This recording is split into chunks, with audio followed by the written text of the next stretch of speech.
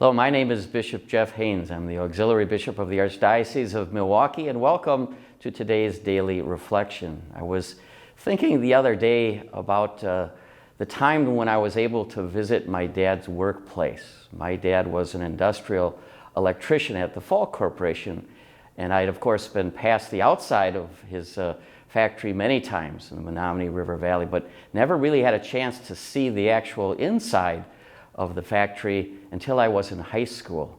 And they were having a tour, and I remember going in to walk around, and it profoundly changed me and impacted and made me appreciate my dad in amazing ways. The first thing you notice when you go into a big factory like that, which has a foundry, is they're not really clean places, very grungy and dirty. And of course I went through the different parts of the plant because as an electrician my dad worked in all of the areas trying to fix things. And of course they have their room where they pour molds, they build gears there. And so the hot, the metal that gets poured out there, you can realize just how hot it must be, especially in the summer.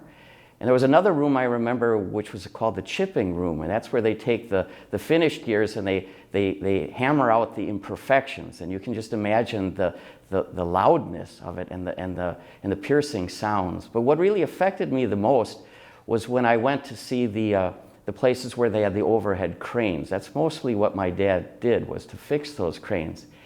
And I was shocked to see just how high up they are. They run on beams. And my dad, to fix them, had to climb up those beams and walk them out to where usually the cranes had stalled and lean out over those beams and fix those cranes. And I thought of how dangerous that was. And Dad, after the tour, said, well, I'll show you my office. So he walked us to his office. It was really a workbench.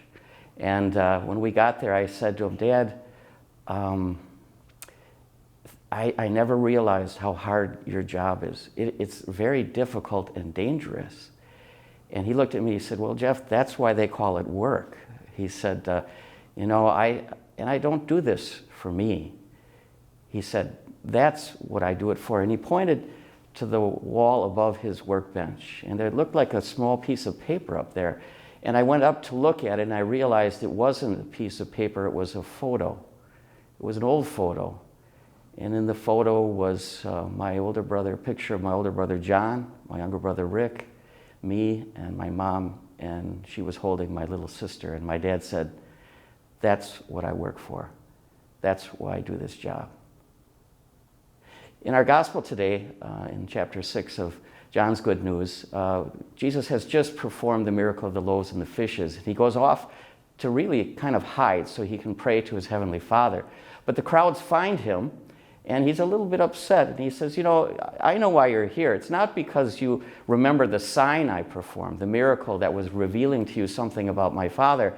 He says, you're here, you're looking for the loaves again, aren't you? He says, but if you really understand my message, you've got to realize I want you to work not for something that perishes, but for something that's imperishable, something that will endure, that the Son of Man will give you. He said, that's what you're to work for. You're to believe in the Son of Man.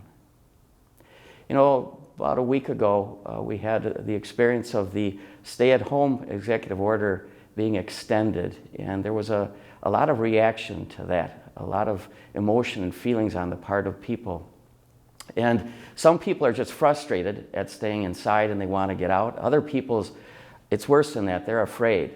Many of them can't work and they have no money and they're worried about how they're going to get through. And of course, then there were some people who are even trying to politicize the event. But I don't want to go there. I want to go back to that tour I took with my dad, and when he pointed to that picture on the wall and he said, that's what I work for. And that's what we got to remember, is that we do things and we sacrifice for people. That's what it's all about. So if we get the frustration or even the fear and the anxiety or even the getting upset about something, what we really need to do is to imagine in our own minds a picture of the people that are at stake here. We're trying so hard to prevent more and more people from getting infected. We're trying to protect the vulnerable, especially. We are trying to not make it so hard for the medical people so that they don't get overwhelmed by all the work they have to do. And we want to also safeguard our first responders. That's really what it's all about. And we work for people and we do things for people so that they will not perish, so that they can endure. Please join us tomorrow for another daily reflection. In the meantime, be safe, stay healthy, and God bless you.